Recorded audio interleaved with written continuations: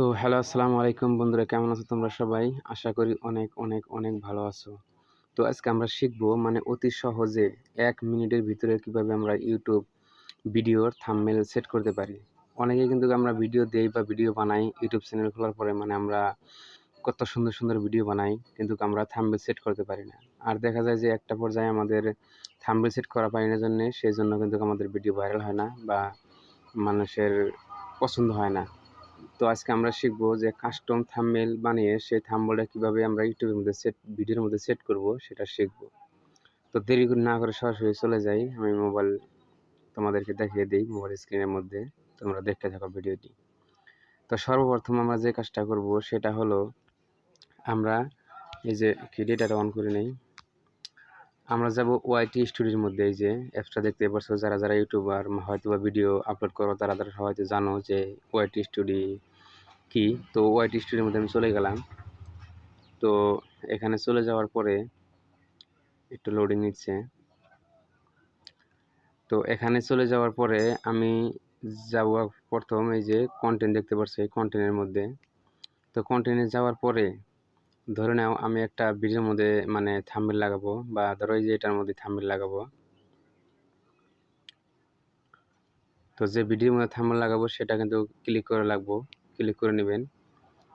তো এখানে যাওয়ার পরে তুমি যে কাজটা করবেন সেটা হলো এই যে দেখতে পাচ্ছ এই যে পেন্সিল। তো এই পেন্সিলের মধ্যে ক্লিক করলাম। ক্লিক করার পরে আবার যে দেখতে পাচ্ছ এই যে পেন্সিল, তো এই পেন্সিলের মধ্যে ক্লিক করলাম। তো ক্লিক করার পরে এই যে এখানে দেখতে পাচ্ছ যে অনেকগুলো থাম্বনেল কিন্তু আমাকে অটো সিলেক্ট আছে। এগুলো থেকে এগুলো আমি সেভ করার পাবো, কিন্তু এটা আমি করব না, যেহেতু ইউটিউব ভিডিওর জন্য কাস্টম থাম্বনেল বানাইছি সেটা আমি সেভ করে দেব। তো কাস্টম থাম্বনেলের জন্য আমি যে এখানে কাস্টম থাম্বনেল সেভ করলাম।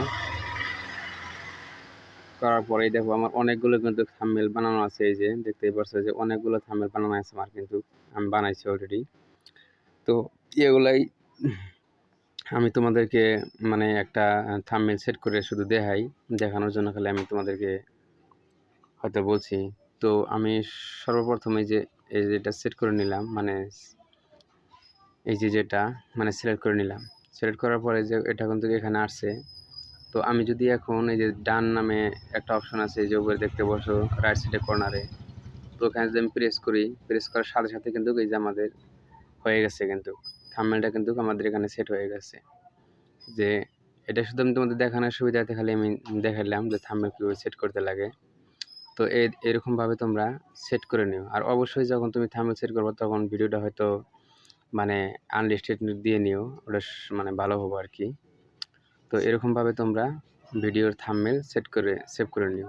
এই যে এখানে সেভ করে দিলাম। সেভ করে দেওয়ার সাথে সাথে কিন্তু আমাদের এই যে থাম্বনেলটা কিন্তু সেট হয়ে গেছে। তো আমি ব্যাক দিয়ে চলে আসি। এই যে দেখতেই পাচ্ছ যে এই ভিডিওটা করে নিয়েছিলাম, তো এটার থাম্বনেল কিন্তু ভুলে গেছিলো, তো এখন কিন্তু এটা হয়েছে। তো এরকমভাবে তোমরা থাম্বনেল সেট করে নিও। তো আশা করি ভিডিওটি বুঝতে পারছো। দেখা হবে নেক্সট কোনো পরবর্তী ভিডিওতে। ভালো থেকো পর্যন্ত সবাই। আজকের মতো এই পর্যন্ত। ধন্যবাদ সবাইকে।